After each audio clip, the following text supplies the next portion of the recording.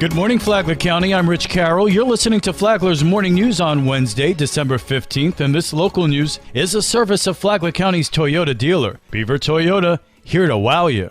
Palm Coast residents will soon be able to get the fastest internet speeds available. The city will be home to a multi-million-dollar investment in a new fiber optic network that will make working from home a lot easier. John Sinelli is the CEO of MetroNet, which will fully fund the infrastructure that will turn Palm Coast into a certified gigabit city. So you might have a cable company that you provide service today, or you might have a telephone company that provides service.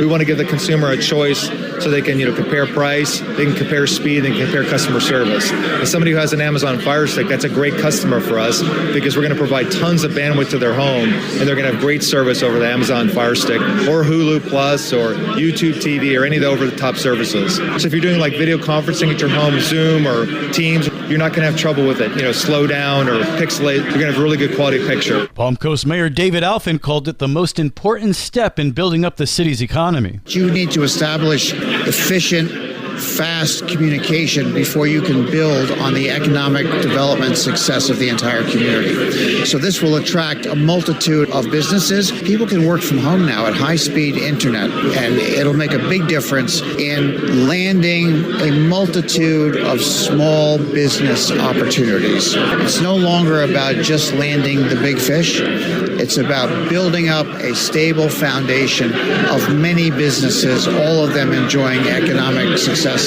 together. Palm Coast City Councilman Nick Kloufis has been pushing for high-speed internet access for residents since he got on council. Palm Coast being the second build-out for MetroNet in Florida is a tremendous feather in our cap because I believe it represents the planning and the infrastructure that we have chosen to put in place when other ISPs have failed to provide what we have needed as a city. And I think this represents a real turning point in attracting digital workers. Just 30% of households in the U.S. have access to gigabit speeds. Construction on the new fiber optic network, just the second in the state behind Tallahassee, will begin this spring, with the first customers getting online in the fall of next year.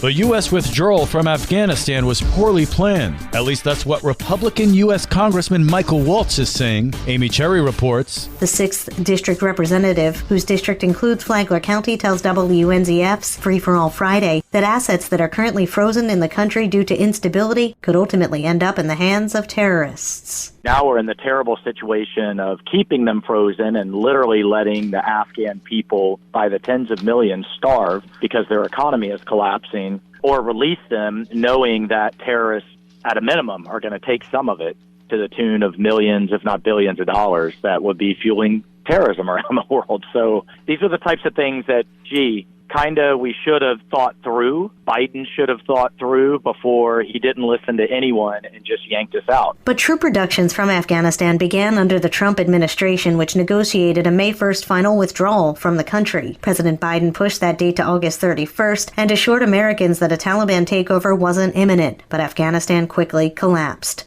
Waltz, a Green Beret and colonel in the Army National Guard who served multiple tours of duty in Afghanistan, remains highly critical of the Biden administration's role in the pullout and says we should have maintained a small presence in Afghanistan to keep terrorism from exploding here at home. I fear now, just like when we pulled out of Iraq completely and recklessly in 2011, 3 years later we had an ISIS caliphate the size of Indiana launching attacks all over the world. I fear we're on that same trajectory now in Afghanistan, and I don't want to wait until we have another Pulse nightclub or San Bernardino or, God forbid, another 9/11 before we take action. So again, the White House won't lead. We will from the Congress. Hear the full conversation with Congressman Waltz on the Free for All Friday podcast page on the Flagler radio app. From the WNZF Newsroom, I'm Amy Cherry.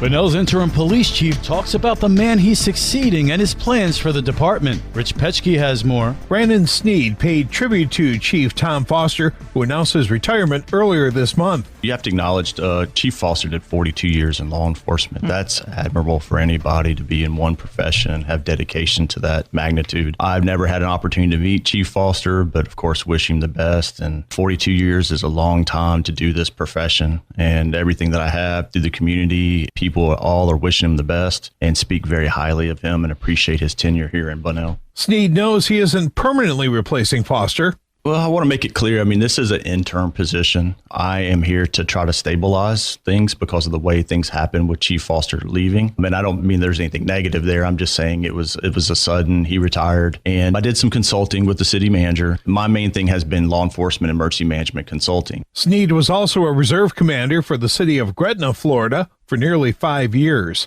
For Flagler's Morning News, I'm Rich Petchke.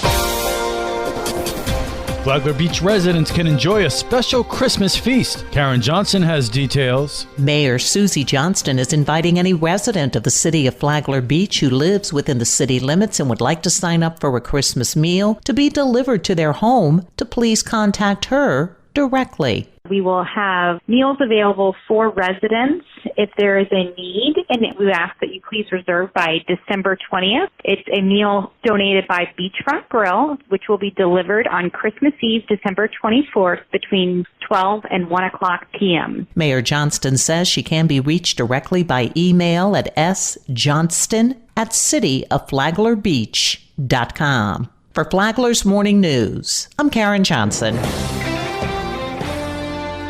There are those who say that mental health help is desperately needed in Flagler County. That's why there's a new facility coming online that'll get a person the services they need.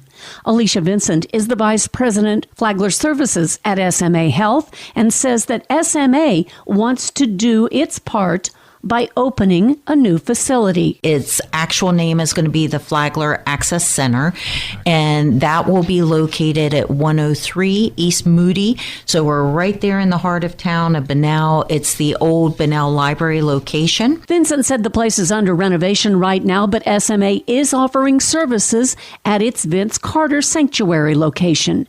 If you need mental health services, call SMA at 800-539-2448. Lifeline, sponsored by Advent Health, is every Saturday morning at 9 here on WNZF, the podcast on the Flagler radio app. Tomorrow, Vincent talks about the staff that's already in place to help those who need help. From the WNZF newsroom, I'm Deb Albertson. And now you're up to date on Flagler's Morning News. I'm Rich Carroll.